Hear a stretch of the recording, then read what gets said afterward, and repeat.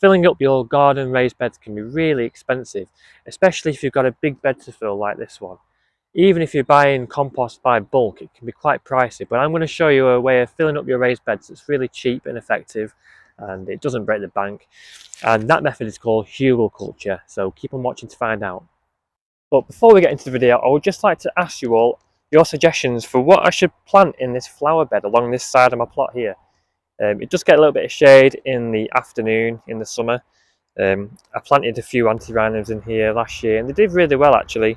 And I did put a few dahlias in here as well. They didn't do quite as well, probably because it was shaded. But I just don't know what I should plant in here this year, flowers wise. So if you could all let me know your suggestions in the comments below of what I should plant in this flower bed this year, I would really appreciate it. And one more thing, we are almost at 500 subscribers now, and I just want to thank every single one of you lovely people who have subscribed to my channel. I really appreciate the support. We're trying to reach 1,000, so if you haven't subscribed, then consider doing so. Hit the subscribe button and you can be notified when I upload new videos just like this one.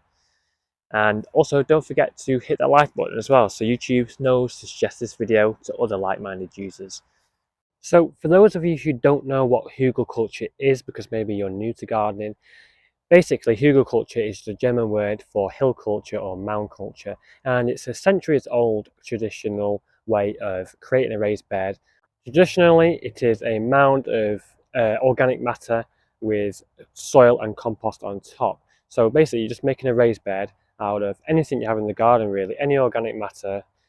It may be wood chips, logs, horse manure, other different manures, grass clippings, fallen leaves, partly composted material, kitchen scraps, general garden waste.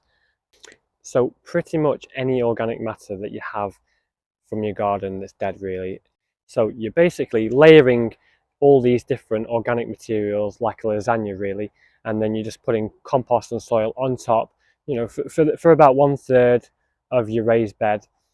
And over time the material underneath is going to slowly break down and add nutrients to your soil. These logs that are right at the very bottom are going to slowly release nutrients into the soil.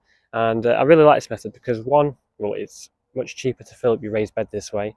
Two, you're also going to have that slow release of nutrients over time as well. And three, you're also going to have a much easier time watering as well, because all the material underneath, like the logs and sticks and the wood chips for example, are going to act as like a sponge, and they're going to hold all that moisture, and it's going to keep that bed moist in the summer, so the soil's not going to dry out quite as much. And also over time, as this material breaks down, worms and other beneficial insects are going to mix up them layers as well. So before I go off on a tangent, let's start filling up these raised beds, which I'm going to be putting my asparagus in. So before I fill these raised beds, I'm just going to line them with some polythene plastic to preserve the life of the wood. And then I'm putting down a layer of cardboard to stop the weeds from coming up. I'm more worried about the mare's tail and the bindweed, as I don't want to be pulling these up and disturbing the roots of the asparagus.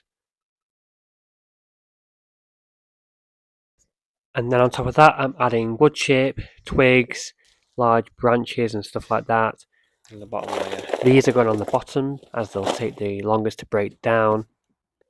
Another great thing about having these on the bottom as well, with them being slow to break down, they're going to release nutrients over a long time, and asparagus can remain productive for up to 20 years. So rather than disturbing the soil and digging in composts and adding compost on top and burying the asparagus deeper and deeper, I'm going to have a slow release of nutrients over time instead, so I don't have to disturb the soil. Everything's already set in place then. We're then going in with one of my favourite organic soil amendments and fertilisers, horse manure. We have plenty of this dropped off on our site on a regular basis, so we have a good constant supply of it. I really like using this in my beds. I use quite a lot around the allotment.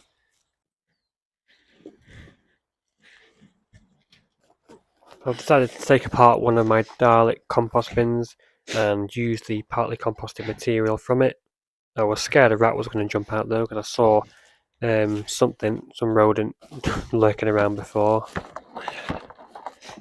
I'm a bit worried a rat's going to jump out. So I'm keeping my guard on.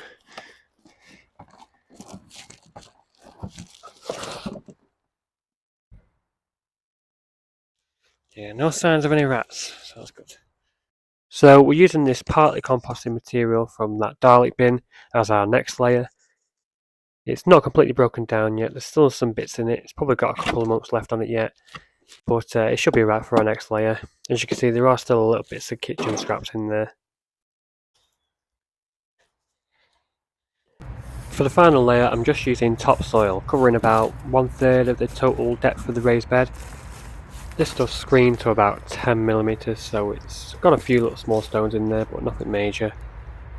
And I'd just like to give you all a little bit of advice about buying topsoil based on my experiences. Make sure that it's from a supplier that you trust, because last year I got done with some really bad topsoil that had all sorts of rubbish in it, and it also has some perennial weed roots in it as well. And one of the things I found in it was a chicken drumstick, so that was a bit random. I had to sieve it, and that was not a great experience, so make sure that you're buying it from the right place. So I'm planting the asparagus now. I had to do this part pretty fast because it was starting to get dark at this point. It was 4:30, so I had to get in pretty fast. But I'm just going over with a bit of bone meal now to help with that root development, get them asparagus crowns established as quick as I can. But bone meal is good for root growth. So I'm just putting them in. I'm just trying to spread them roots out a bit as I do so. This is one of the asparagus crowns that I salvaged from the bed where most of them had rotted, but a few of them survived. Now you may have noticed that I'm pulling out some asparagus crowns from the pots on the right, and that's because these crowns arrived about a week before I was ready to plant them into these beds, so I had to temporarily plant them somewhere. And I also ended up losing labels in the process, so. And I'm just quickly going over with a bit of compost, just filling the holes, and then I'm just going to spread a load of extra compost over the top to finish it off.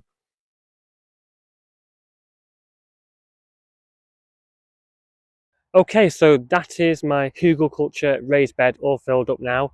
Finally, it took me quite a while to do that. And what I've done is the top third of the bed is topsoil. And then I've put about 13 asparagus plants in here. But silly me, I lost the label, so I'm not too sure what they are. There's a few different varieties that I've lost track of what they are. But nevertheless, we're going to get nice asparagus from them, and I can't wait to get some lovely asparagus spears in probably around 2 or 3 years' time. This is a second attempt of growing asparagus. I did a few from seed a few years ago, about 3 years ago. Started some Mary Washington asparagus off from seeds, and the first attempt of asparagus, the Mary Washington asparagus, rotted because the raised bed wasn't. Sorry, it wasn't even a raised bed, it was in the ground. It wasn't well drained enough, and they rotted one winter, mostly, not all of them. The large asparagus crowns, which I just showed you in the video there, the larger ones, look like a crab from the deep sea or something like that. They were I managed to salvage them and put them in with my other ones. These raised beds cost me almost nothing, just a little bit of time and some pretty basic DIY skills. Nothing extraordinary. I'm not a woodworker or anything like that. I'm not advanced in my DIY skills or anything like that. It was just some cheap pallet wood that I managed to get for free. Nail them together. Took me a couple of hours. Yeah, so all I had to buy for this was the topsoil, which was £100 for 2 tons. And I've probably not even used a ton for this. So filling up a raised bed, well, less than £50. A raised bed of this size as well. This is a very big raised bed. I've not actually measured it, but it measures around about 6 foot by 4 foot probably. It's quite a large bed, and it's about 30 centimeters deep. So yeah, you definitely wouldn't be able to fill a raised bed of this size with compost from the shops. Well, I definitely wouldn't think about doing that, to be honest. That would be very expensive. You'd probably need a lot of bags of compost for that. But even buying bulk bags, ton bags of compost, and just filling it with that, you're talking 100 quid, 200 quid at least. Probably, I think some bulk bags of compost at 150 quid or more. So that was my hügelkultur method video. I hope you enjoyed it. It's an absolutely great way of saving money on compost. You get some really good soil fertility as well.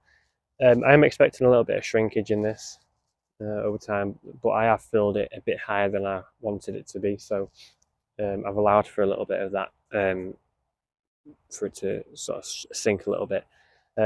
So yeah, thank you for watching. I hope you enjoyed the video, and if you did, then smash that like button and subscribe to my channel so that you can support us. The support means a lot. I really appreciate it. I'll see you in the next one. Keep on gardening and stay safe.